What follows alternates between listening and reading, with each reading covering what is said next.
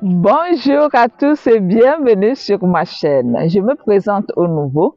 Je m'appelle Solim, je suis entrepreneur agricole et passionné du monde rural. Je construis des communautés rurales autour des cultures à forte valeur ajoutée afin de permettre à ces communautés d'améliorer considérablement leur niveau de vie. Vous êtes sur la chaîne des entrepreneurs qui impactent leur environnement. Je suis actuellement au nord du Zion, en train de faire une activité de planting d'ananas pour une ferme. Je vais vous raconter ce qui s'est passé ici pour vous dire ou bien pour vous montrer l'importance d'avoir la foi pour ce qui concerne les activités agricoles.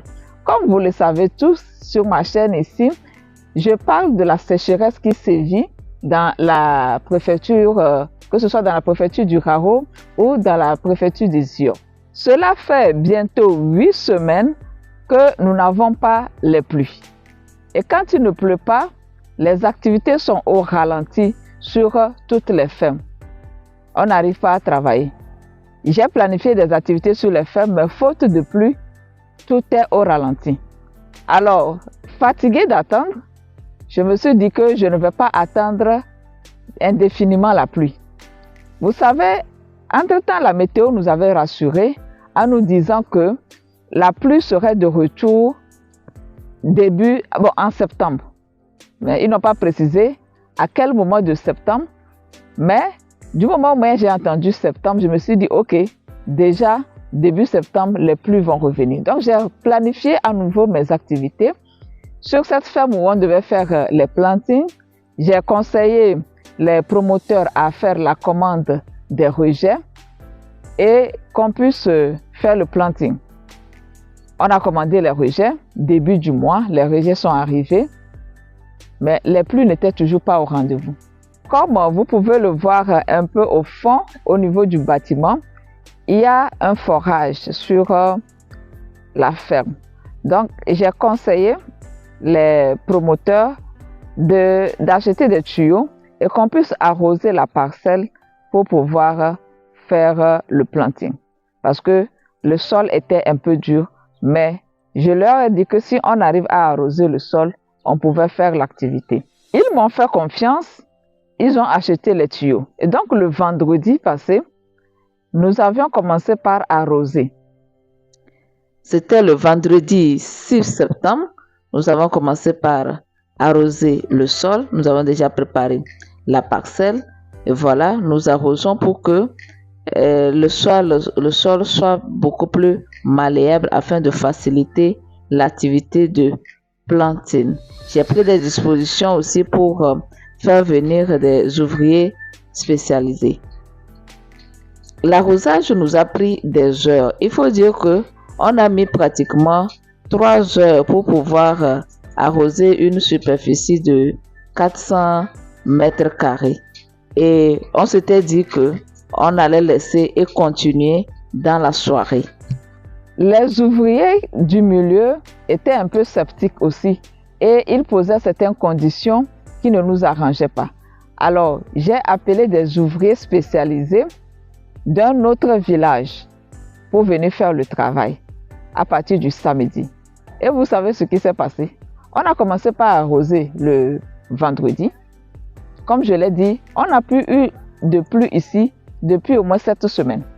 Donc, le vendredi, on a arrosé une partie et le samedi matin, l'équipe du village voisin devait venir commencer par travailler. Mais lorsque je suis rentrée le vendredi, la nuit, il y a eu une grande pluie. En fait, je ne m'attendais même pas. Je me suis dit que j'allais faire cette activité-là coûte que coûte. S'il fallait arroser, on va arroser pour le faire parce que j'étais fatiguée d'attendre. Aujourd'hui, c'est le dernier jour. On va terminer notre planting et je suis très satisfaite du travail. Vous-même voyez le résultat. Je suis aussi très fière d'avoir pris cette décision. Des fois, dans les affaires ou bien en agriculture, tout n'est pas carré, mais il va falloir prendre des décisions courageuses. S'il fallait arroser, L'activité serait ardue, mais je me suis dit que ça pouvait se faire. Et voilà que la nature même nous a facilité la tâche. On n'a même plus eu besoin d'arroser.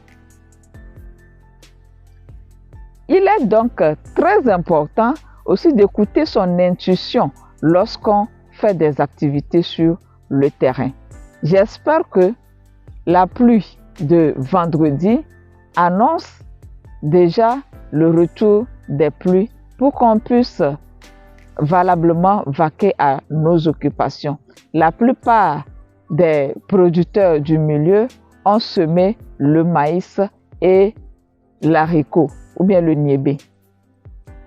Il nous reste que ce petit tas de rejets pour pouvoir terminer l'activité.